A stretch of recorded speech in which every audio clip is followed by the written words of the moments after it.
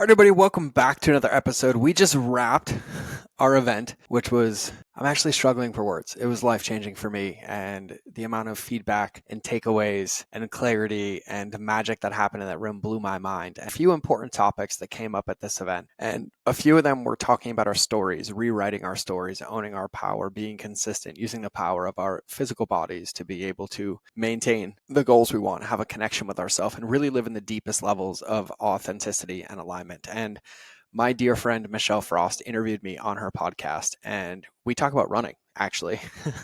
And running is something I've had a love-hate relationship with, but on this show we talk about my transformative journey from like my difficult childhood, homelessness, becoming a Marine, fighting bulimia and addiction, and eventually finding success as an entrepreneur and even in the fitness world, even though I do not do that anymore. But I'm really glad about how I look and my health right now more than anything in the world. But really the pivotal role of running and physical fitness in my healing process and personal growth. And so we talk through consistency, maintaining a childlike curiosity, and the impact of physical activity on emotional well-being. And this was a massive, massive vein through many entrepreneurs that were in our room that were doing 5 figures a year, 6 figures a year, 7 figures a year, and falling into the trap of losing ourselves in the business without maintaining the things that keep us alive and ready and full of vibrancy and vitality to be able to thrive in our business. So in this episode, we talk about practical advice on integrating your physical fitness into your daily life, building connective relationship with yourself is provided as a byproduct, and emphasizing resiliency and mindset as keys to achieving your personal goals. And how we do one thing is how we do everything. And the same things that we apply to ourselves will waterfall down into our business. So keep your eyes peeled because the event was so good. And I mean so good. And everybody's like, when's the next one? We already picked dates. We already have it locked in, and we'll be releasing it soon just to the first couple of people that lock in the seats, because we're limiting it at 20 people because we love the intimacy, we love the growth. And so if you're not on the waiting list, I would highly go to mindedgeorge.com and then click on where it says event on the top, and you can join the waiting list. But without further ado, let's get into the episode. All right, everybody, welcome back to another episode of the Mind of George Show. And today I'm actually like really honored and quite frankly excited, because there's very few people where when I find them, I become a massive fan of their brand, of their values, of their life, of their stand in humanity. And today's guest is no one other than that man that I'm describing. I had one of his dear friends on the podcast, and I kind of became an instant fan. Number one, not only of like his brand and the way that he operates himself in life and business, but like the way that he operates himself as a man, the way that he views the world. And there's so many similarities between him and myself in stories. And so today is one of those episodes where I'm probably going to have a pen, paper, re-listen to all the wisdom that drops out. And even to add to it, like in full exposure of like what he stands for, which is go fast and don't die. He is literally under a Costco tent in Sturgis, South Dakota, wrapping up a motorcycle show on the iPhone, out in nature with hanging plants to keep him calm. And today's guest is kind of like, I don't know, I feel like he's way more of a Montana man than I am, even though he lives in Wyoming, and I'm just kind of like hacking my way through, but has a background in kind of everything, right? He brand building, content strategy, copywriting. He's a black belt in Brazilian Jiu-Jitsu, has a deep understanding of life and philosophy, has literally driven his motorcycle all over this world and lived on it for about 5 years, and is basically just like a walking embodiment of life lessons. And so without further ado, I'd like to welcome Brady to the show. Brady, welcome to the show, man. You you cannot you can't welcome me to the show in that way and expect me to show up with all that you just said. It's amazing that I appreciate it. First of all, that was beautiful. And I'm sitting there running through these things you're saying, trying to figure out what's not true, because it doesn't feel true. My God, I did get my black belt, and these things are true. I love the way that you see me. I yeah, I'm working on seeing me in that way too. So thank you, man. That was beautiful, and thanks for having Oh, me on. brother, it's an honor, and I feel like that's the trap of Solomon's paradox. I get introduced on podcasts, and someone's like, "Tell me about when you were a Marine." I was like, "I was a Marine. What are you talking about?" They're Right, like, "Yeah, you spent 13 years of your life there," and I was like, "Oh, just feels like something I did, right. not like who I was," which actually is kind of perfect because we were talking before the show, and I was asking you about brand, and I actually just the moment you started speaking about it, like I kind of got tickled pink because you referenced a book that I love, and the way that you even describe brand, I think, is such a powerful lesson, not only for humans, but also for entrepreneurs, because I think there's a lot of confusion out there. And I would love to hear and kind of unpack your philosophy as brand, as somebody who not only built one, both successfully personally, but also for the business, but in life as well. And your breakdown of it and your perspective of it is one that I haven't heard before. And I love the breakdown. So I just kind of want to give you the floor to let you riff on what we were talking about before the show. Yeah, well, I mean, that's my heart, dude. Like, brand is, if I could choose to do anything, and I love running Go Fast. Like, I love what we do there because the brand breathes life into me, But the book that I referenced, that you referenced, is The War of Art, Stephen Pressfield. And the reason I referenced that is he talks about the muse. So for an artist, and we all are that thing. Um, we I guess, like, run it back, and this is something I haven't talked about, but my definition of success, and this is something someone asked me on Instagram. You post, ask me a question. I'm on the Yeah. I'm I'm on the road, and I was driving my van, not a motorcycle. So, I had a lot more just like, um, I don't know. It's a different thing. I feel like my motorcycle's so much more about me and and my own time, and the van is sort of like, hey, we're just out driving.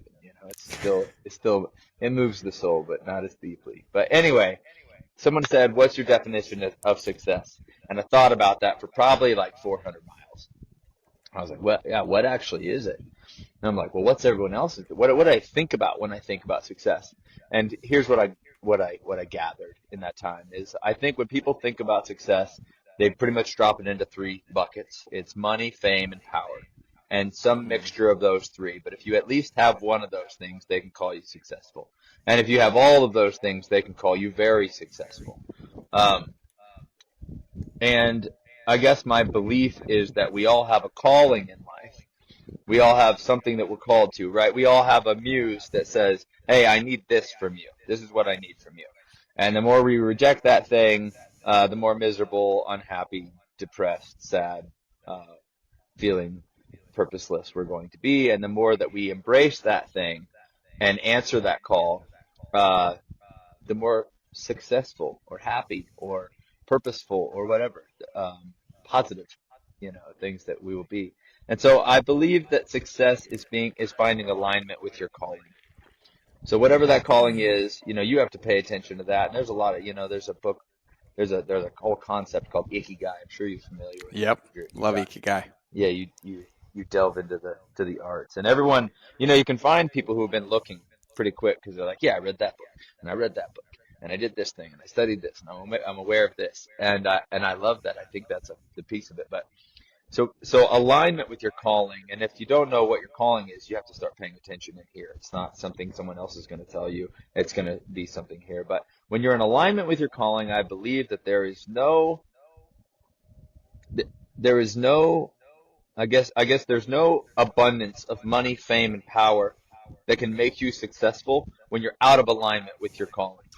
And I think that's why a lot of people who are miserable continue to make more money, continue to gather more material, because they're trying, man. They're trying to fill it up, and they're very capable people. And they just either are rejecting their calling, or they just don't understand that thing. They're listening outwards instead of inwards. So they're trying to be more successful so they can finally feel a way. I also think that's why people who gain a lot of money, fame, and power end up hanging out with me somehow, under a Costco tent and being like, yeah, dude, I just want to feel something. Or they end up starting jujitsu, right? Because like, I just want to feel Mm-hmm. something, and that's been huge lately. Um, and I also think on the flip side of that, there is no lack of money, fame, and power that can make you unsuccessful if you're in alignment with your calling. So if you're called to be the janitor at a high school and keep the place clean, and just, support these kids in what you're called to do. When the world needs janitors, the world needs good janitors. I actually had an amazing one when I was in high school, Mr. Seaside. He was dope, man. He was dope. I still remember him. I forgot teachers. I remember my janitor. But if that's your calling in the world and you're doing a great job at it, there's no lack of money. There's no apartment too small. There's nothing that can make you unsuccessful when you're there. And so, Hmm. um, so talking about brand, I referenced the Muse. And I think for me, my brand, or at least the brand of Go Fast, and even the brand of myself, I guess the way that I look at it, the way that I look at it aspirationally, is there's the Muse. There's this perfect thing. So for me, Go Fast is this perfect thing, and it exists to contribute to the culture and community that inspired its existence. And the goal of everything we do is to try to encourage people to live a better life story, to live their life's best story, from right now until the end of it. Um, and so when you look at everything through that lens of like, well, what would the brand do? What would the Muse tell us? What would the brand do in this case? Being that the brand is not me with all my imperfections and insecurities and all my stuff and my waves, and I'm in this moment right now instead of this moment. You go, what would the brand do? Who doesn't have all those things? It's not a human thing. It's this beautiful aspirational piece that sends down heavenly messages that tells us exactly what we're supposed to do. And when we listen to that, um, I think that's it, man. I think that's your that's my view on brand. And I also believe heavily that your brand ultimately is every experience someone has with your name, with your face, with your company, with your employees, with anything that's attached to your organization. That is your brand. And a lot of people don't want that to be, right? They want to write it in a brand guide that says, our brand is, we're honest and we're humble and we stand for these things. No one's going to write like, well, we hire people who are cheap because that's all we can afford. And, a lot of times they do terrible work. And we have to make up for that on the back end. No one writes that in the thing. That's who we are. Yep. And our logo is going to be, not going to have dollars and it's going to have quarters and dimes and whatever because we're cheap. They don't write that. They write something amazing, right? And then what ends up happening oftentimes is the reality of the situation is this. And I agree. I believe that you should write, you know, who your brand is supposed to be as an aspirational thing. It shouldn't be you, but you should always be looking at that and trying to live up to what that is instead of just running it like however you feel today. Um, I had a boss in high school. It was like my first job that wasn't throwing tires for my dad, but I had a boss in high school, and dude, it was this coffee shop. One time I got a ride in from the lake. I got a ride in at like 4 in the morning because my friend worked at a restaurant, so they had to be at work by 6. 4 in the morning, I had to wake up. Went to bed probably at 2, and I had to go all the way home. And then I couldn't drive. I wasn't old enough. I was 15, so I had to get on my skateboard and ride to the coffee shop to open the place up. And it was so early that I got there quite early. So I was sitting on the steps waiting for him to open it, and then 8:30 came. I was supposed to be in there at 8, and we opened at 9. Everything was ready. 8:30 came, 8:45, 9 o'clock came. People started showing up. I said, "Hey guys, I'm so sorry. My boss, I don't have a cell phone, but my boss isn't here, um, and I can't unlock the door and whatever." And finally, he wasn't there, so I had to skate home, which is a long way. I've I've got big calves now because I skateboarded everywhere when I was a kid. Um, but so that's what came out of that. But I got home and I called him, and he's like, "Oh, we're not opening today. My brother pissed me off, and I don't want to deal with him." And I'm like, "Okay, that's our brand. So now that's our brand. And you're front loading this because we're running this off of what you think. You didn't say what would the best coffee shop do right here. What would the best coffee shop do? Best coffee shop would get their employee in at 8, tell him how to have a great day. He'd be ready by 9 and just be stoked to just crush it, right? Offering him incentive, tell him he's doing a great job, all those things. That's what the best coffee shop would do. What would an insecure boy living as a man do? And so you go, Hmm. well, what's our brand? Are we the best coffee shop, or are we an insecure boy existing in a man's body? Well, your actual brand is the latter, but your aspiration is the first. And I think when we don't put the power in the latter half, the us, the imperfect us, and we put the power and the we let the manager be this aspirational brand. I think we win a lot more. And I just said Yeah. so much, dude. Oh, So dude, I love it. Like genuinely, and this is gonna be so random because there was so much depth to what you said, and I want to unpack it. But genuinely, I now have a big calf brother because it's the number one thing that somebody says when I keynote. Because I only wear shorts, and in Montana, like I don't own amazing. pants. And they're like, "How did you get those calves?" And I'm like, It's "Bro, so there's funny. secrets to the game." But like now I have like a big calf brother, and you'll appreciate this as like a Wyoming guy. But like genuinely, like last year in Kalispell, we had PBR here, And we went to the PBR, and I'm walking up the stands, and there's this Montana cowboy looking like a gaucho, hat, mustache. And I'm walking up, and he literally smacks my calf drunk, grabs it. And he's like, man, as a secure man, this is the hardest thing ever, but I just want to know, like, how did you get these beautiful calves? And I like died laughing in the middle of a Montana rodeo. And I'm like, that's what it is. It's the calves, right? You said you lost 100 pounds, right? I did, yeah. Number one, amazing, dude. That's amazing. I know what it takes to go through that. I know the work you have to put in. I know the decision you have to make, and I know how far behind you are when you start. So, first of all, my hat is off to you, my friend. That's amazing. Thank you, brother. Second of all, dude, I really think that's a big secret to having big calves, man. Because when you walk around with a 75-pound, 100-pound, whatever weight vest on, right, for 5 years or however long you Yep. wore it, I don't know, but you're having to walk around with that weight vest on. So somebody wants to build big, and it's hilarious because now I'm in CrossFit and all these athletic ventures, and my calves did not come from that at all. They came from No, me neither. Me neither. genetic. I tell everybody the same thing. You nailed it. Like I'm like, if you want to know the secrets, if you're not fat, you have to do incline weighted hikes. It's the number one secret to extending your calf and making them huge. I just had a built-in weight vest for, one too many times on that Well, 100-pound swing. you had a built-in weight vest, right? And you had a caloric surplus, right? So the only thing Yep. that was working that you're actually feeding all of that, like was going straight to your gut. It's so funny, man, because I feel like to have big calves, you had to at one point be absolutely not concerned with that whatsoever, and that Yeah. that's funny. Oh, it's so good. Well, you know what's so funny too is like I can even tie it into like something you said because one of the things that I think that you nailed and like you've been behind the scenes of so many companies and in proximity to so many successful brands and businesses, and the number one killer that I've seen is the cognitive dissonance that's created when someone's operating out of alignment with what they believe to be true. And you just hit this in brand and like genuinely like I had that 100-pound weight swing 3 times, right? I had eating disorders from combat and trauma and sexual abuse, and then couldn't deal with the PTSD.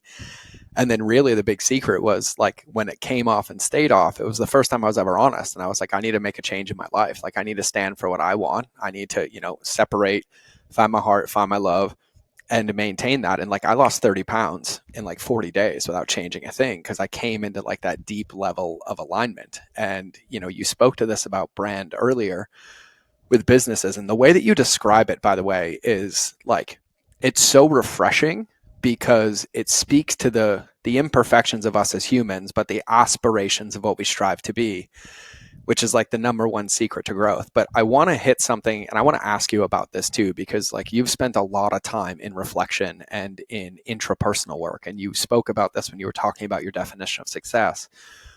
You said if you're feeling out of alignment or you have the quote unquote finish lines that you want in your life, but you still feel unhappy, you have to take a look inside, right? And I feel like one of the things that I see personally is people try to attach the same level of doingness to find that, right? Like, oh, I'm going to go sit on a mountain today and find my clarity, right? Like I'm going to go do my way into my calling, right? And I can speak for me personally that like I'm 40 and I feel like for the first time in my life I have vision and clarity and I'm like, "Oh, I'm doing what like I'm called to do in some semblance," but it wasn't this crystal clear picture. It was like this series of jigsaw pieces that were flipped upside down that every day one came up, we turned it over and I found it. What was that journey like for you? Because I know you went through this and you've seen people and you help people navigate this from a lens of brand and authenticity. But I feel like the mistake I see is people try to do their way into authenticity instead of like being authentic. And so can you unpack like how you started to find that relationship, or you recommend that people build that interpersonal relationship when it comes to finding their voice or their calling? Yeah, man, and I'll say just as a disclaimer, and from the beginning, I have this tattoo on my hand that says "the work is never done," Yes. which came from one of Drew's songs, actually. But Yep. before it came from his song, it came from the good Lord giving him a message, which is the truth. Mm-hmm. So I'm not a guru, I don't have it all figured out, not even a little. And I think that maybe is that's a great place to start for anybody who thinks they've got it all figured out. They think they know what's going on. I see people all the time. They're talking, man, and they're saying all the right things. They're quoting all the right books. They're speaking all the right language, but I don't believe them. And the reason I don't believe him, or the what I had to go through to come to a place where I didn't believe him, is I had to go through it all.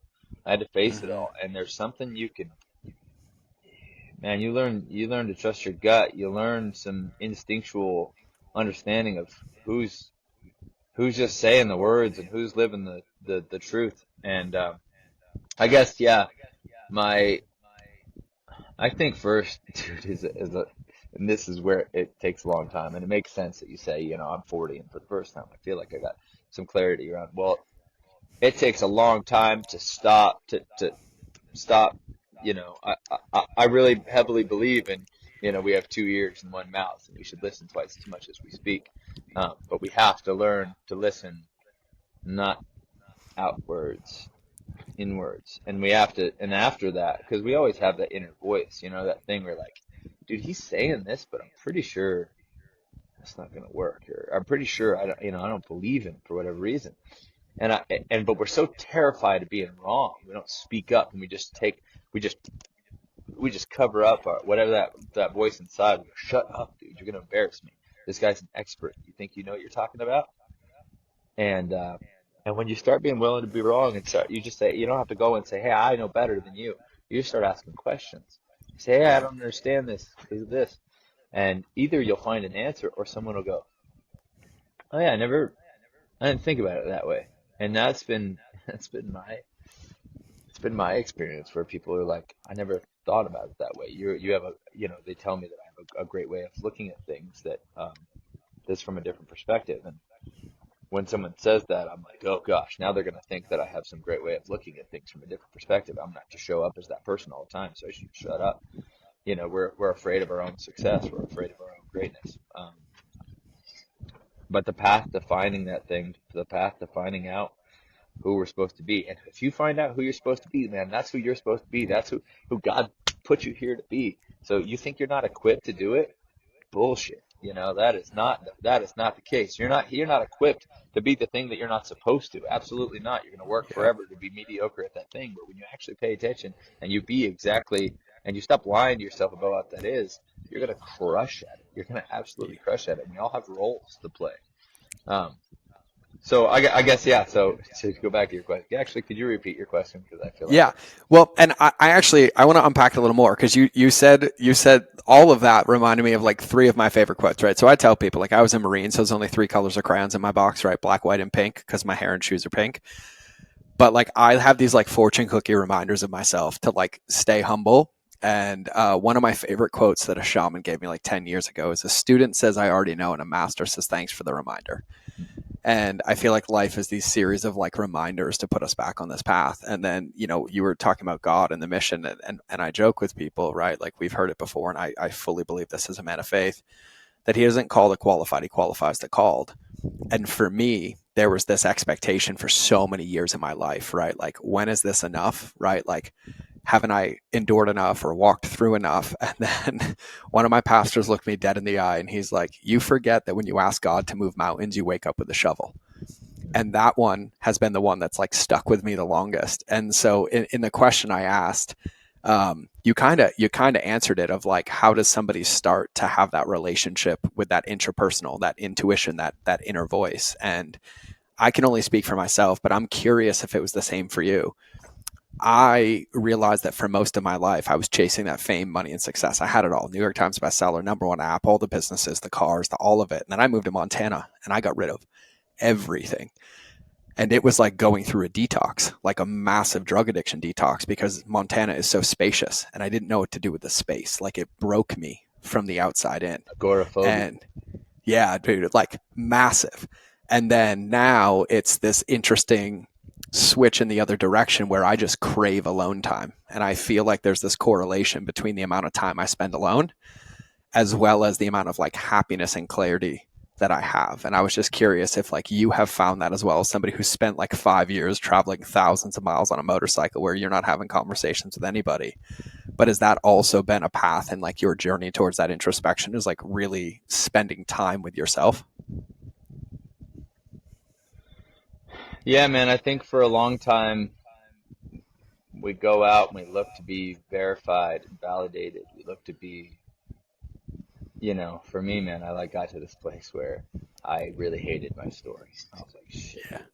I got to the place where I was like, okay, so I'm at the end, and I'm looking down the barrel of the end, and I'm like, so what did I do? If this is the end, what was the story? And then I'm like, all right. Hmm. And everything, bro, everything that I could come up with that I tried to grab a hold of for some grip, it was so slippery because it went from being a beautiful thing to being a pain, man. Like it went from like being my heart's on fire for this thing to like somebody put it out, somebody pissed on the ashes of that thing. And so like I had all the good had turned to bad by then. So there was no good. There wasn't no good. There was such little good that I could find that I was like, I really like my story. I didn't like my story. I didn't like my story at all. And I was so committed to that story before. And the only reason I really didn't like the story was because of how it ended. And you don't get to go back and, um, you know, change the past, but you can choose a new beginning and change the ending, right? Um, So like for a long time it was going out there and trying to I honestly man like for a long time I wanted to die on a bike because I wasn't Yeah. going to kill myself because my mom might find me and I can't do that to my mom, just can't do that. I can't go out that way. I know better. I was raised better. I was loved better. That saved me, the amount of love that I am, kept me from that thing. But I was down to die some other way. I immediately signed up for a job doing like humanitarian work, building houses in Juarez because I wasn't allowed to do that before because my wife and mother-in-law said like, hey, Juarez for a while was the most dangerous city in the world for Americans. Yep. Um, and so they're like, yeah, no, probably not. And I was like, God damn, man, I got to respect your wishes. I'm married to you, and that's cool, but I would like to do this. Anyway, as soon as that thing was not a thing anymore, I'm like, I'm going, you know. And now I've been down a handful of times, and I love it every time. But at first I was like, man, it'd be cool if I was like up here working for someone else, pouring out, my abilities, my energy, exercise, like, putting my faith into action, and someone shot me in the face and put me out on it. So I'm like, yeah, I was doing good. It was a perfect way to go out. And then I rode my motorcycle all over the place and into Mexico. And I remember we did this thing on this largest suspension bridge, I think, in North America. And it's at the mouth of they call it the Devil's Backbone in Mexico. And I don't know if Yeah. it's central Mexico. There's so many Devil's Backbones and Devil's Tongues and Devil's whatever. But there's this massive suspension bridge, dude. And I'm standing up on my bike, just with my arms out here like this. And my buddy's doing a wheelie next to me, and another guy's standing up on it. And I'm like, it's windy, it's this big freaking suspension bridge, and I'm like, I could die here, Mm. and so for a while it was that thing. It was like I'm gonna go die on this motorcycle. I'm gonna go out telling a great story. I'm gonna go make great stories. I'm gonna say yes to a lot of things. I'm gonna go live this wild life, and I don't fear death. So what could I possibly fear? So going into Mexico, going and doing all that stuff, there wasn't a single.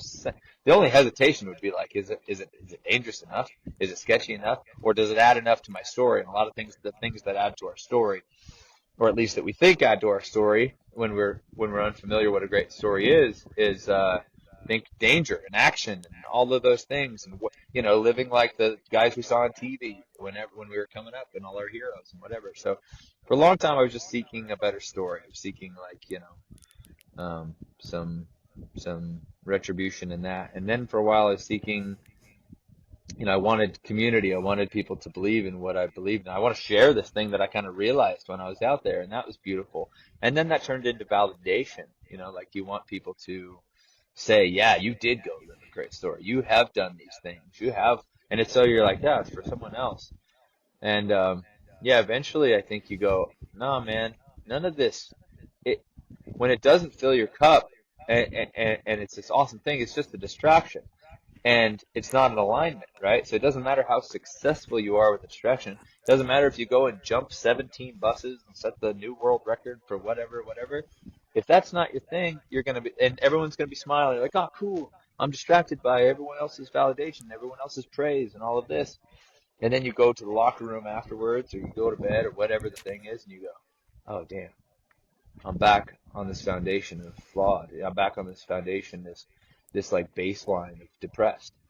And so that's when you're like, well, I got to figure it out. And I think that's when you start Yeah. really embracing solidarity, right? Because you're like, well, I got to go figure it out. It's not about someone else. And anybody else I hang out with, probably, unless they're a counselor or they're wise counselor or they're a mentor or they're a therapist or maybe a pastor or whatever, there's wise counsel, probably is just a distraction. And as a person who likes to entertain people, who likes it when I'm the most important thing to me when I'm in a room with other people is that other people in the room are stimulated. Whether they're laughing or crying or jumping up and down or they're pissed off at me. I just want something. I want to go in there and entertain people. And so you got to get away from people to actually be like, Yeah. what'd you say? Heart? You know, what do you want without because when I think about what I want, man, people goes, well, what do you want? I go, I just want all the people I love to be good. Yeah. I just want people to be happy. I want everybody I know to be good. And you go, that's not you at all. Like, I respect that you want that, but what do you want for you? And I have yet to come up with an answer to that thing. So I think that's when we start really embracing solidarity and solitude and saying like, hey, I'm gonna be firm in this thing. I'm not going to accept less than me going out and spending the time that I need to spend to become to pay attention enough to hear the call of who I'm supposed to be so that I can become it.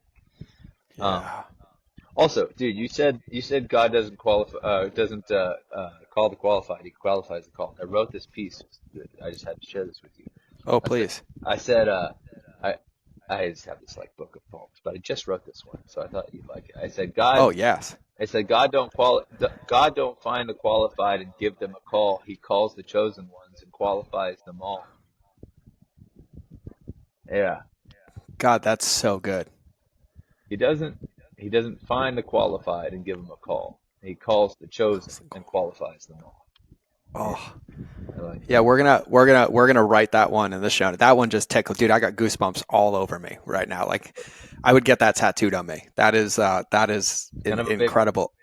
And dude, the like number one, just thank you. Like, thank you for sharing so openly and authentically, because like I'm over here welling up in tears because different wrapping paper, same story, right? Like, even in being in this online game for like going on 15 years now, like I'm not embarrassed, but like I'm so aware of how my podcasts were, 12 years ago, because if you listen to all of them, they all had the same intro, and it was like bonding over how intense my story was. Like, almost lost my legs and got 7 traumatic brain injuries and grew up in this and grew up in this. And it was like, I tell people this now. I was like, I was so addicted to reliving the old story because I was afraid to pick up a pen and write a new page. Bro, And it's so resonant with me when you share, because it's like a summary of like what feels like 20 years of prison for me, not knowing that I could just pick up a pen. And so it resonates like very, very, very deeply. And I just thank you for sharing. And like it even gives further testament to what I said and felt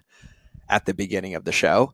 Cause like this is what I feel like, we got connected, I think, through Drew, but then I start reading and like looking at your stories and your posts, and like they're not inspiring to me because like you're doing it. It's the alignment underneath them all, right? Like it's that unapologetic authenticity of like, this is me, like flawed, human, making choices, holding myself to this high standard, knowing that I'm going to trip and fall on the way, but I'm not going to stop pursuing it. Like it's that. Like that's the thing that like I admire and respect the most, because that's what was missing for me for so long, was falling into that, oh, there's a finish line trap, or I made it. And, like I love this Thich Nhat Hanh quote that says, the moment you recognize you are, you no longer are, which means the moment you think you've made it, you're no longer living in the actions and alignment and state of being that created it. Because that question you asked, like, what makes you happy or what do you want? I still don't have an answer to that either. That's the question I sit with God in, right? That's where I do my solitude, and I'm hiking mountains in silence, and I'm sitting in saunas for 2 hours in Masogis from the comfort crisis of like, all right, well, God, let me get really close to you and figure out like yeah. what this really, really is, right? And the closest thing that I've gotten to an answer is to be useful with love.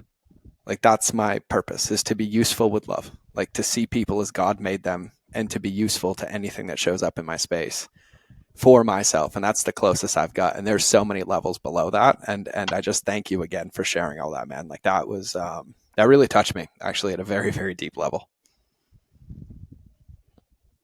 Well, good, man. I think thanks for paying attention, dude. I think the reason I do these podcasts, bro, like the reason that I love doing podcasts, you know, sometimes people jump on and like, so, like our audience is this and our syndication looks like this and this is what we put out and who's just listening and and they kind of try to like validate their thing like from the beginning, like, oh, we have a big audience, we have this, and I'm always like, yes, cool.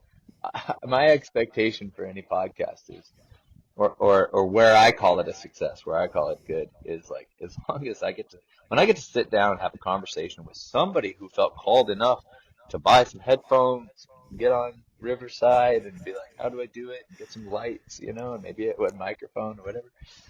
And we just get to have a meaningful conversation, whether it's about something I even care about or not. If it's something they care about, I love to listen, and if they have questions for me from a different perspective or whatever, I love it. So this whole thing like is a conversation between you and I. Whether we ever have another conversation again, we call it success, and I don't care who listens, like this is a Yeah. conversation between the two of us, and it's wild. It's so wild to me that I have more, I do, I don't know, 3 to 5 podcasts a month, probably. Yeah. And I don't have 3 to 5 deep conversations outside of those podcasts every month. I mean, I sometimes do because that's who I am, right? Like it's hard to Mm-hmm. start talking to me without being like, people are like, oh yeah, I got a headache. And I'm like, yeah, well, how's your heart? Are you doing the things that you're called to do? Are you doing what you're supposed to do? Is there something you're supposed to be doing instead? And they're like, what are you talking about? Of course, yes. And I'm like, oh, you should go do those things. Maybe you wouldn't have a headache. Like, dude, but I want to share this with you. This is a piece from our brand that's probably one of the most important, and I hang it when I hang out. Oh yeah. It says, let go for dear life. And I hang that up to remind myself because I think that when you're attached to an outcome in something, Mm. you're kind of like you're kind of doing this, you're kind of playing God, right? You Yep. sort of like being attached to an outcome, and I get it. We want to be God, right? We all want to be God. We all want to be fully in control. And so when you let go of that thing, you go, hey, I'm not responsible for the outcome. I'm responsible for my work, and I'm so blessed to do it because I'm doing the work that I'm supposed to be doing, and the outcome is not my responsibility. That's impossible for me, right? I will never do that. I know that I will never do that. I know that I will never get to the point where I am completely detached from the outcome of things. It's just not in my nature, right? But I believe, and I've said this on several other podcasts, I think that people ask, like, what would you do if you knew you couldn't fail? If you knew you couldn't fail, what would you do? Um, and you go, dude, you know what I would do if I knew I couldn't fail? I would get on a CR252 stroke from the 90s looking sick, dude. I'd hit a ramp. I'd backflip all 9 planets and I'd land in God's pool. Like that's the Yep. kind of the stupidest question ever because they're like, I'll do anything. I would go make Yeah. $1 billion. I'd reinvent the wheel. I'd make a car that ran on sunshine. Yeah. Yeah, like that's a fun exercise, but it's very shallow. I believe a better question is, what would you do even if you knew what you knew that you would fail? Yeah. What would you do if you knew for a fact you were going to fail? What would you still do, right? Mm-mm. And so when I pursue this best story, when I pursue this best version of me, I know I'm not going to hit it, right? When I have Go Fast as the muse, and it is perfect. The message is perfect, and I know that it's been put on me to decode this message to this community of people looking to live a better story. I know that I'm going to mess that up, but it's worth doing anyway. I'm going to do it anyway, Mm. even though I know I'm going to fail. Trying to become the best version of me, I'm gonna fail over and over and over again.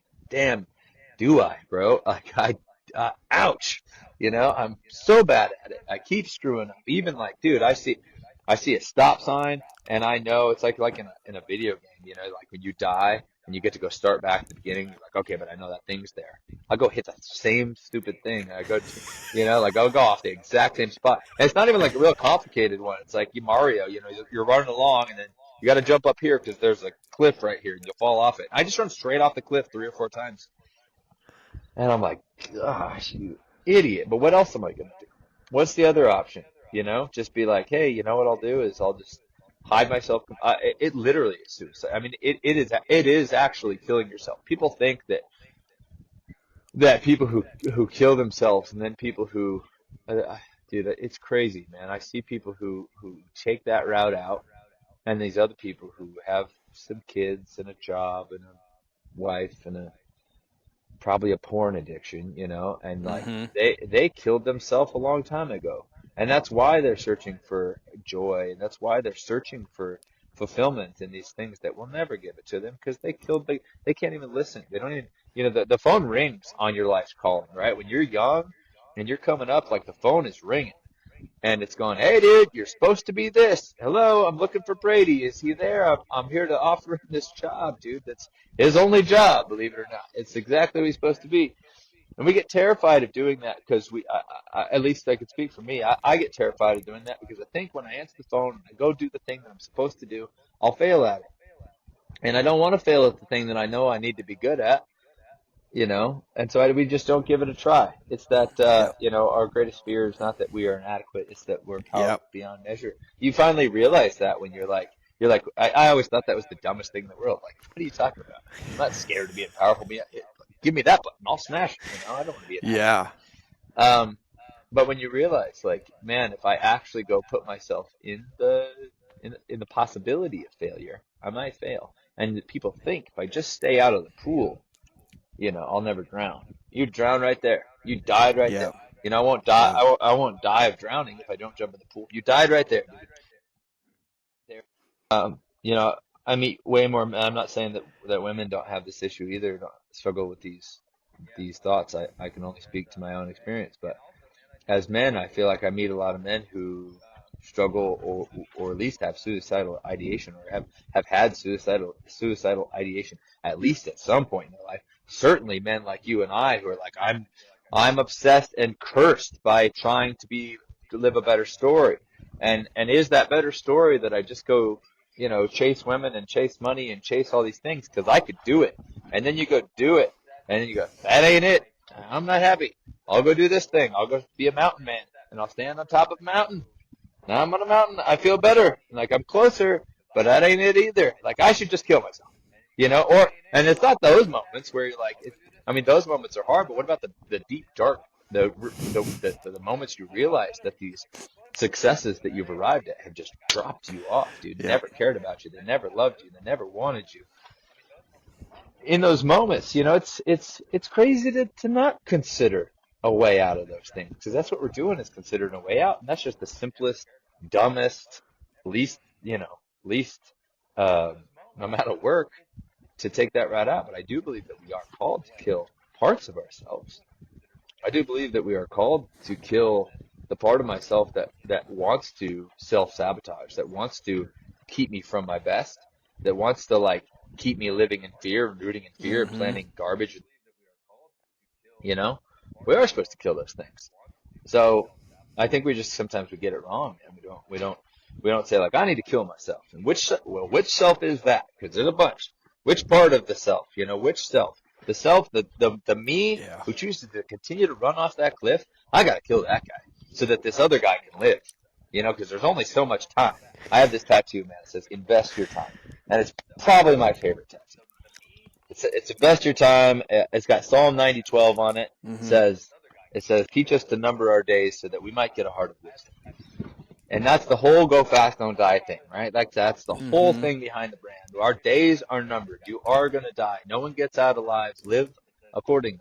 What is the best story that you want to make? So when you get to that moment that I got to, where I go, I am not happy with my life story. This is the end of it right now because I'm going to finish it. And I look back and look at the story, look for some retribution in it, and I'm so unhappy with it. Gosh, I lived a sucky story. It wouldn't even be worth writing down. It wouldn't be worth telling the story to speak about it other than a cautionary tale of what not to do, right?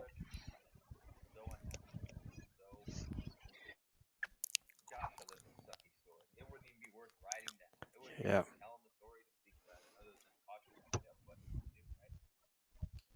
Yeah.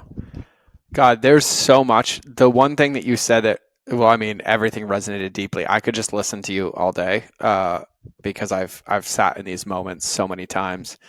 When we talk about why we don't pick up the phone, right? Like my one liner for myself this year was, they're not interruptions, they're invitations from God. Pick up the phone. Yeah, And that's it. we talk about this like I'm afraid to fail, and I recognize that I was never afraid to fail. By not picking up the phone, I was failing. What I was truly afraid of was becoming the man on the other side of that phone call. And that's what you Yeah, speak to about, killing the ego, and killing the mind, and killing the self-sabotage. Because like, the only thing I say now is like, humbled servant. Like, I don't know anything. Like, I feel like I'm just feeling and falling my way through. And even this morning, like, just in full, like, somehow magical timing, I was reading my Bible this morning. And this one verse like literally just tickled me to the core as my phone froze in this moment. But the verse was 1 Peter 1:6-9. In all this you greatly rejoice, though now for a little while you may have had to suffer grief in all kinds of trials. These have come so that the proven genuineness of your faith, of greater worth than gold, which perishes even though refined by fire, may result in praise, glory, and honor when Jesus Christ is revealed. Though you have not seen him, you love him, and even though you do not see him now, you believe in him and are filled with an inexpressible and glorious joy, for you are receiving the end result of your faith, the salvation of your souls. And it's just this constant reminder. I'm putting those doubts and those fears and those insecurities where they belong, which is in the back seat or in the passenger seat because I'm driving. And it's really about becoming that man or that person for anybody listening on the other side. Because even you talking about like being on the motorcycle and standing up with your hands in the air, like, I was convinced for years due to combat in my childhood that like I was incapable of feeling. And so I did everything, like 1,000 skydives and certified in everything. Like, I've been shot and I've had shrapnel in me, and I'm like, I kind of miss it. And then like would fight and would do all these other things just to like see if I could feel anything, rather than realizing that numb was a feeling that I hadn't sat with long enough to get to what was underneath it in this human experience. And it just resonates with me at such a deep level. All the things that you share, and even the way that so many things are collapsing and making sense to me just with your brand alone, right? Like having that invest time, right? And then the psalm being in there, and our days are numbered. The thing that changed it for me was having a son. And he's 7 now, and even for the first 3 years of his life, I was still checking those boxes, like just running, like afraid to be a father, afraid to be present, thinking that my value is based on like what I achieved. And I remember having the best days ever and my son never cared, and having the worst days ever and my son never cared. He just loved me the same. And that little boy's presence was just like a gift from God of like just reminding me of like in this present moment, like whoever I choose to be is who he's going to love. And the same thing that goes with like business and branding and even everything I'd ever built, right? Like I don't talk about this often, but like I walked away from a 7-figure company. I deleted hundreds of thousands of social media followers because I basically created my own prison. And it was like this prison of like holding me small to who I told the world I was pretending to be, rather than just owning like who I was and being okay with that. Like being able to put my head on the pillow at night and being proud of myself, not because of like what I've accomplished or what labels I have. And like, on most days I'm like a B+ dad, right? Like I'm a C+ or a B-, like ex-partner, right? Like sometimes I'm an A- boyfriend. And it's really about having the love for myself in those moments and being like, all right, well, tomorrow when I wake up with another gift, like where do I get to go? Like who do I get to be? What needles do I get to move? And it's huge, and it just feels like freedom. And yeah, man, like, God, I could talk to you all day. This like genuinely, selfishly, like my bucket is overflowing in conversation like this, like the depth of it. Like I feel like we just sit in a coffee shop, I could listen to you and talk life. Like I also thank you for inviting such depth and such connection and realness like in this conversation. Like it genuinely has filled my bucket and made like an indelible mark on my heart today. Like it just feels like a gift, and I'm glad I came in after dental surgery to have this conversation because it's making me forget about my half numb face. And I'm like, this is why I said yes, and this is why we came in, and you jumped on your phone and all of it. Like we're not done, but I just have to express gratitude in this moment for like bringing the conversation to such depth and also being embodied in it with the humility in it to acknowledge all of this and to even embody what you spoke about in Brand earlier. Like the way that you go about this and the way that you live is a testament to why it works, but I also think a testament for everybody listening on like the power of authenticity, because everything else is agendized and it gets in the way of you living in your purpose and living in your truth. And it's 2024. What people are screaming for is realness, trust, I and connection, and they can't get it unless you're willing to be I real don't do it for and you. lead that conversation. And so I but just want to but say thank you, man. Like that, I just felt called to say but thank you. you're welcome, man. I mean, thanks for having me on. Like I'm happy to share, and I think like even when we get into conversations like this, Yeah, and thanks for being honest about that. my immediate instinct is like, you gotta stop saying thank you. You gotta stop like, you know, I you gotta like I don't you gotta stop building me up here. Even that, your intro and all of the things.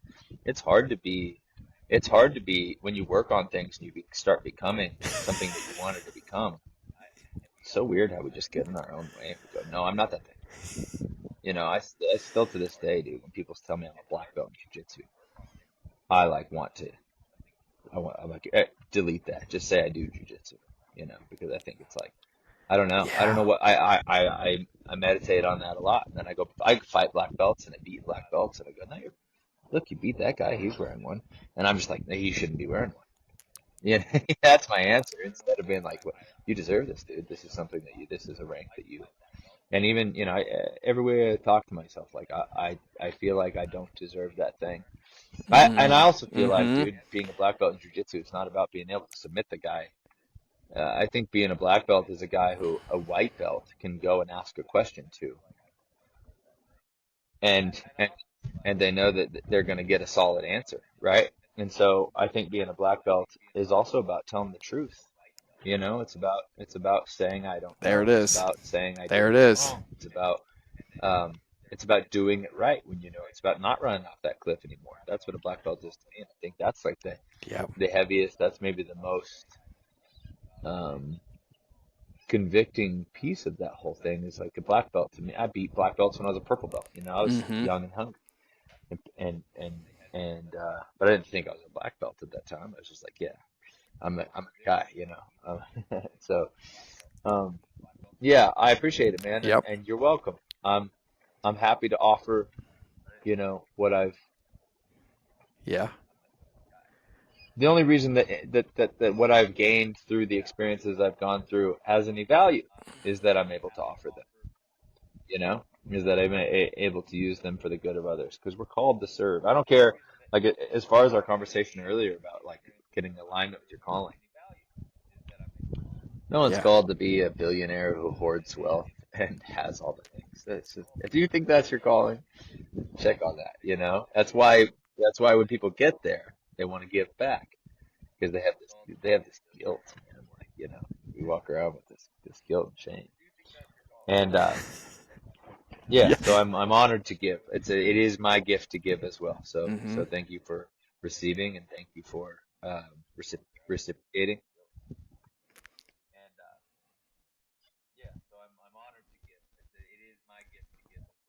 Yeah. Yeah. Yep. Yeah, man. I want to speak to that because I think there's a lesson in that. Like, literally, like one of my brothers and best friends is Carlos Machado, and he's a brother for life, and I love that man with everything. And even how you related to jiu-jitsu, like I consider the black belt the white belt. It's the starting line because it's a game of humility because there's no finish line. It's like the game of golf. And even me, I just facilitated our event last weekend, and people's lives changed and clarity here and clarity here. And I'm like, no, this had nothing to do with me. This was you. Right. But the invitation is showing up in our truth, and you showing up in your truth also serves as a gift for me and being in that authenticity because in whatever lens or capacity, it's a permission slip for me to be in mine more or to share my experiences more and to be unattached to the outcome and to be surrendered to whatever is supposed to be. And even earlier when we like put our hand over our mouth of like we don't ask questions or we don't say those things, like I think the gratitude is for the authentic expression and the humility of acknowledging where you are and how you are. Just like for me, it's a cup of humble tea to remember that there is no finish line. And really, even when this podcast ends, the success of my day and the success of my week is determined what I choose to do with it leaving this, not that this is done or this is here. It's then taking this same gift, and when I go order a coffee later and they ask me about my day, I answer it authentically and ask them about theirs and connect on a deep level, and like give that away. And that I think is the deepest invitation. And the way that you even talked about it, like to be a black belt, right? Like, and I'm surrounded by friends in that world, and I used to be in that world. But really, it's this commitment to forever learning with humility, of like just mastery at the deepest level, of like the moment you think you've made it, you're gone, right? The game is over. You've checked the box. Like, you might as well just cash it in, because like that's just an empty, soulless life. And it's chop wood, carry water, it's be useful. And so my gratitude is for this conversation, and it is also for you. And also the things that you share are something that I have to collapse all the time. And it's a muscle, right? And I'm like, how can you be giving me that feedback? Like, I didn't get on the plane. I didn't get you to Missoula, Montana. I didn't show up in the room. Like, I didn't say what you said. Like, I didn't ask the questions you asked. I was just the guy willing to be honest with you in the front. And I think there's this like mutual dance of like co-creation as like community people that has been missing in the world, and it's what it craves. And so even when it happens, it feels like the biggest pattern interrupt ever. Just to have some semblance of depth, which is number one why I live living in Montana, like the amount of values and presence that are here, right? Similar to Wyoming when I used to live there. And, I think that that's what the gratitude is for, is the willingness to be strangers and then be willing to go deep with no agenda, no expectations, and also like just pure integrity and service, regardless of what happens on the other side. And for everybody listening as well, right? Like, just to share so openly and to be so willing to be the example. I think that the things that you say are the things that I struggle with. And I'm reminded often that I have those doubts and those fears because I care and because it's humility, right? Like, I don't ever want it to be about me. Like, even with my son, I don't want him to be Yeah, like, oh, my dad did this or and my it's dad did important. this. I want him to be My like, I did dad's this, literally right right? next to Like, me. I I was able told you to that do we this. had I that was able to battery see that that, he and showed up reinventing that package over and over to yesterday speak right into here. him But I think so that he has that belief. it's really important, not because it's about you, but I think it's important for him to be like, this is where I come from. This is who I am. This is what I am capable of. And not like a thing where like, you need to be like I am. And the example to show is not the things, right? It's not like I did this and I did Mm-hmm. this and you must do this and this and this to be good enough. You ever see the movie The Gambler? Man, I watched that on the plane coming home from LA last weekend, and frick, dude, I'm like weirdly emotional in movies. I can't watch very many movies Yep. because I get sad. But like, this guy, he comes from such a wealthy family, and he just doesn't want it. Money just doesn't really mean anything to him. He's a professor, but he just really Yep. wants to just yell at people because he's confused in it himself. He wants people to understand things at a deep level. He wants people to care, and he's out in this society where no one cares. But because he continues to care, and like he does what a person who cares would do. So what most people do is they want everybody to be passionate about the things that they're passionate about. And then when people are not passionate about the things that they're passionate about, they just kill that enthusiastic version of themselves, and they go along because there's less friction, there's less pain and whatever. And he's still yelling. Yeah. So, well, Yeah, my son. Yeah, yeah. I guess I was talking about you. Um, like you show. It's like it's not about you, right? Showing up for your kid, showing up for your son. You said your son, right? Yeah. It's about you being like, hey, this is where you come from. And it's not a thing where it's about I can do this and I can do this because my dad, he jumped out of helicopters, or my dad had a successful podcast or a business or whatever the thing was. And so I can have those three things, those specific things. You go, my dad was a guy who could figure things out. My dad was a guy who continuously pursued a better version of himself, and he believed that the delta, the in between of where he was and where he wanted to be, Mm-hmm. could be closed, or even better, like maybe couldn't be closed, but he believed in pursuing that thing either way, and he believed that was our life's purpose. He taught me that. And that's not about you, that's about him. But it's not. But you can't just tell a kid that, right? You can't say. I actually am like that's like frustrating to me. People go like, you could be anything you want to be, like you could do anything, but they don't embody that. I don't have a good example. I don't have an embodiment of that thing in my life where I can go, yeah, I can be that, but I do have an embodiment of these things. So these things will make sense. So I will go that way. So for you to be the embodiment of conceptually what you want your kid to grow up and become, Yep. which is, capable of becoming himself, capable of becoming who he's called to be. And that's it, right? So Yep. you must become who you're called to be, or at least be in person, like be becoming. I don't think you ever become, right? But you're always in a state of becoming. And when you quit on that, you teach them to quit on themselves. And when you continue that, even in the hardest times, it's better, like, in through divorce, through whatever it is that's Yep. very confusing to kids, when you address that thing straight up Yep. and you say, here's the reason why, and I need you to understand it. And even if you don't understand it right now, I need me to be honest with you about it, about what it is, so you can ask me when you're ready. When you're ready, and you create a safe environment for them to ask, right? To ask those questions, to have to, So then I was talking about, when we got cut off, you were talking about going to the Yeah. coffee shop and answering authentically, so that you give space for someone else to ask authentically. Like, how often?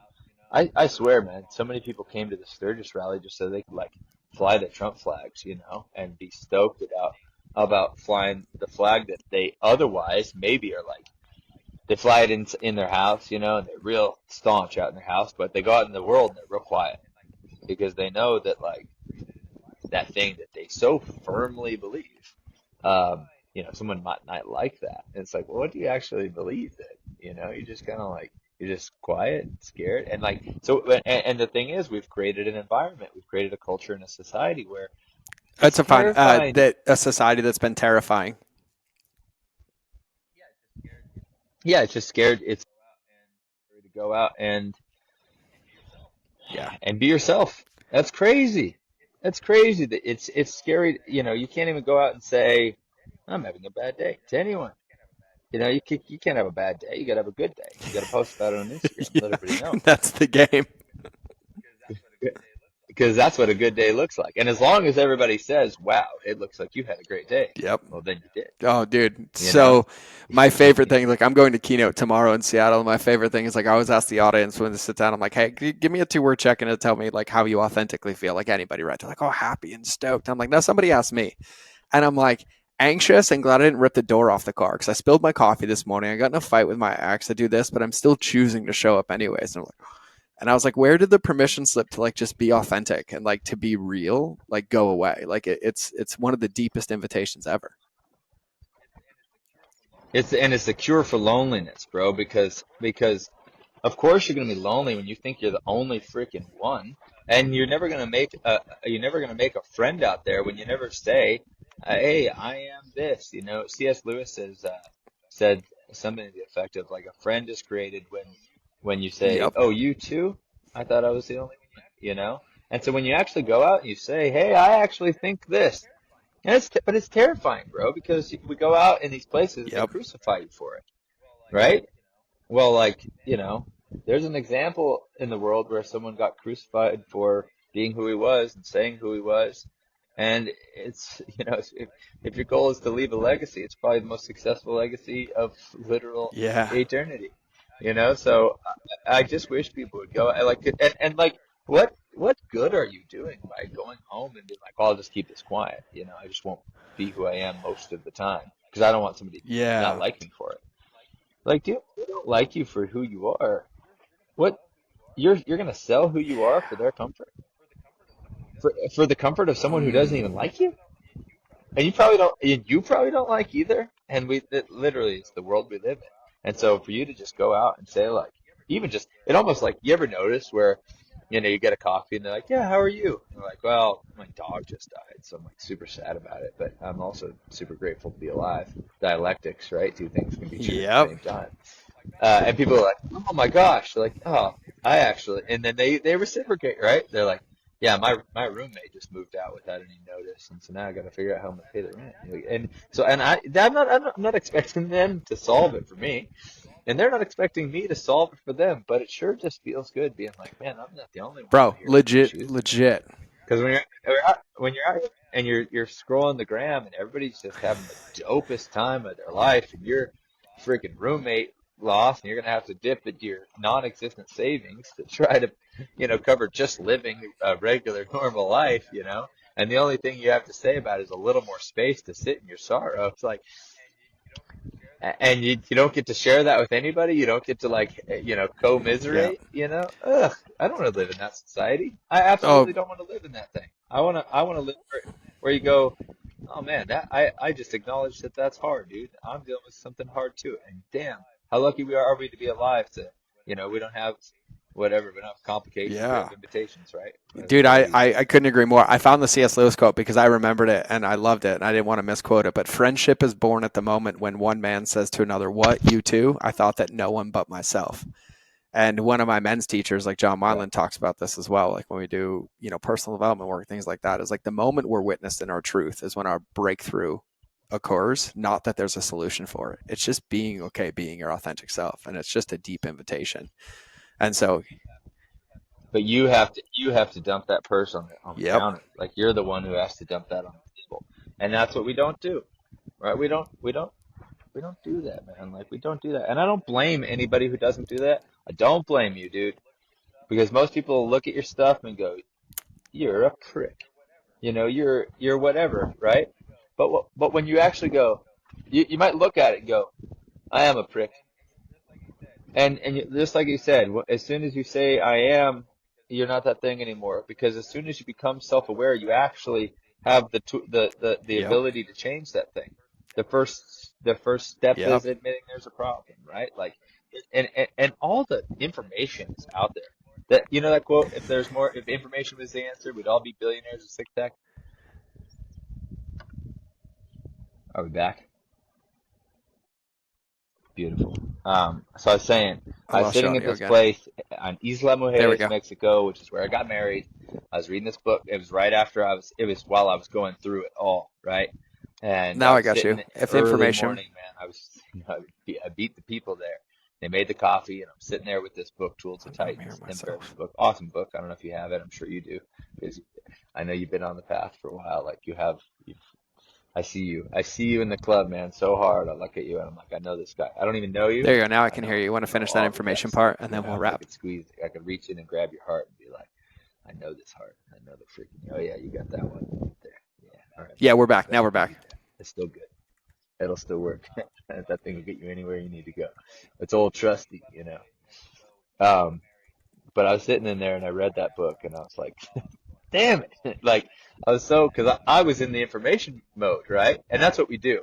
We get, we actually get clogged up in information. We get clogged up in like the way, there's so many that Yep. the people who are us, right? The people who bleed our blood, who go and live the life that we do. And I recognize you, the, the beautiful idiot in me sees the beautiful idiot in you, like we go get all the information first. Like certainly something's got to be in one of these damn books, like, and we read all the books and then we listen to Thank all the you. podcasts and then Yep. we do our own things and we go ask the people and we go ask all the questions and eventually you arrive in this what it sounds like is the season and chapter that you're in now where you start going, actually, what if I just ask myself?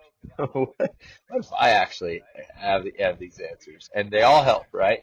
Because these are all like all you're doing when you're consulting with somebody, you're on your path and you're saying, hey, I have a question about the trail. And you still have to walk your own path. You have to do your own trail, but you're getting more information, and that makes sense. And sometimes getting that information is so you can find out what's on the trail. And sometimes getting that information is because you're so scared to take the next step. You'd rather just like BS with this guy for a few minutes because it's gonna keep you from it. It's like perfectionism, right? Like you can hide behind. Well, I just need some more information. I'm trying to figure out. I don't want to just go all willy nilly into my life. What if I screw it up? You freaking dork. You screw it up no matter what. But but Yeah. I'm sitting in this place and it's called oh dang it. I'm gonna be so sad if it's they have this coconut they have these coconut waffles. Um so freaking or no, it's coconut French toast, that's what it is. Dang it, what's the name of the place? I can't remember the name of the place, but it's a little cafe on Isla Mujeres, the island of the women. And I'm sitting there, I'm looking out the window, and they're making the coffee. Mm-hmm. Got a coffee. They put cinnamon in it. It's freaking so good. Yeah. I need to go back there. We should go. But I'm sitting there and I'm reading Tools of Titans, and I'm going through chapters, and I've got my Sharpie and I'm highlighting stuff. I'm looking at stuff and I'm making notes on the other side, and tearing little things out, and taping them to whatever, and I'm like making this little like whole thing, and then I read this like, if more information was the answer, we'd all be billionaires, six pack abs, and I'm like, well, that's super frustrating because I'm in the information. I'm flipping these pages trying to find an answer, you know. So what? Why did I say that? Where did we where did my little ADHD brain Oh, take me? dude, I love your ADHD brain. It all tied in perfectly and made complete sense. And it's like such a good place to land too, because, one of the things that I've said to myself is that I don't need any more tools in my toolbox. I just have to pick up the ones that I have and put them into use. Do the Right. work. And do the work. And the way that you paraphrase it and talk about it like you're on your path, sometimes I just need an extended water break with this guy on the path. It's like I know I'm gonna have to take the next step, right? But like, can you just give me a little sip of water and a little relief, letting me know, that I can do it? And It's like that. It's like I see these black belts. You know they're a black belt because he's got these little black belt tricks. You're fighting, and their gi comes undone, and they go, "Oh, I have to fix my," as if like you have to have your belt on to fight me. You silly! I took it off on purpose, But yep. they put their belt on, and they built the fanciest way of tying their belt so that they can get some breaths. And I go like, I respect you. You're a black belt, but I don't know if you're like, your little tricks, but I know your little tricks too. So Oh, anyway, dude, sorry. I love him. And no, dude, I could do this like, all day with you. I'm just gonna pre-assume that you're down for another one in the future because I would love to just sit here and talk to you and have coffee with you and conversation with you wherever you may be at that moment. But before I forget too, I just want everybody, I'm going to put everything in the show notes as well. But two best places to connect with Brady, both on Instagram. So Brady's personal Instagram is Brady Till Death. So BradyTildeath, Brady Till Death. And then Go Fast Don't Die is his brand's Instagram. And I'm actually a massive fan of both of them. I love reading them and the posts and seeing what you're up to. And then like just genuinely like I know the thank yous, the gratitude is for being the example, right? For being humble in this, for being so aware and being so open and willing to share your truth and your journey. And I know personally for me, there were some stark reminders and also some like quite frankly swift kick to the nuts of like, oh, forgot about that, or forgot that that was the path. And I'm always just grateful for the timely reminders that God tends to drop in my path, like right at the perfect time as these things show up. And so like I just thank you for being here. And I know there's so many people in my audience that listen to this show. And my ask of you that listening, my ask is if there's any takeaway, if there's anything that resonated, anything that landed, like please do me a favor. I'm just doing this anyways, but Brady did not give me his permission, but I'm giving you my permission to slide into his DMs. And so like go hit him up, like let him know like this landed, this resonated, just to share the love and pour in and pass this message on to other people. But man, I just genuinely from the bottom of my heart, I appreciate you taking time and investing time in this and living by your tattoo and living by your motto and just being out here, like calling people to their best. It really means a lot. Thanks for providing a platform, dude. When people make an investment, they always hope it pays back, right? They always hope that what they put in, they get more out of it. And this 100% is that thing, man. Like, I love your mirror. I love you holding it up for me. I can see myself in you. I'm sure you see yourself in me, and you're farther ahead in some paths than I am. You can tell me about it. I'm maybe farther ahead in some paths than you, and we are friends. And I'm grateful we have the saying we say new old friends at Go Fast because that's what it is. We run into people on a motorcycle out in the world. They usually have a story. That's what started this whole thing. And what you realize, like, it doesn't actually take a motorcycle. People who are out there, in the pursuit, and the people who are not in the pursuit, oftentimes they're quietly, right? They're listening to this podcast. That's where they're at. They're in their basement. They're listening to the podcast. And like, I got to break out of my life, dude. If you're waiting for a sign, this is it. So thank you for having me on, man. Absolutely. Let's do another one. Maybe we pick a topic next time. Like we pick like something. I know you do free form, Yeah. but what sometimes because I'm such an ADHD, I could talk about anything. We could talk about brand and business all day. We could talk about your heart. We could talk about your son. We could talk about anything, any one of these things. I got hours for you. So if you want to pick something, Yeah. yeah, I, Yeah. I would Well, love to come back anytime. You just hit me up. Honestly, I did this on 2 minutes notice. I set this whole thing up in this Costco tent, while my pops is out here doing all the work we're supposed to be doing. So you hit me up and give me at least 2 minutes. I'm in. I got it, man. It's perfectly imperfect. My ADHD brain too will chase you, and so a topic will be great. But we'll wait. And for everybody listening too, shoot me a DM and let me know. Like go follow Brady and like send me some topics and some paths, and we'll put some containers on so both of us can stay contained because I'd love to riff on a lot of it. But if you're listening to this, just remember to take this as the sign, right? The phone is ringing, and don't let this become shelf help. Just one thing, like whatever tickled first, take action on it, right? It's make that phone call, take that step, go ask yourself that question. And quite frankly, like I wrote this down, my favorite question, and probably one that I'll be giving Brady credit for a long time, is like, what will you still do if you knew you were going to fail? And I think pondering that and sitting with that and making a date with that is a very, very good way to step into this. And so just remember that relationships will always beat algorithms. And as you've heard in this one, as a reminder, the most important one is with yourself. And so have a beautiful day. I'll either see you in the next episode or you'll hear me in your earballs. But either way, we're out.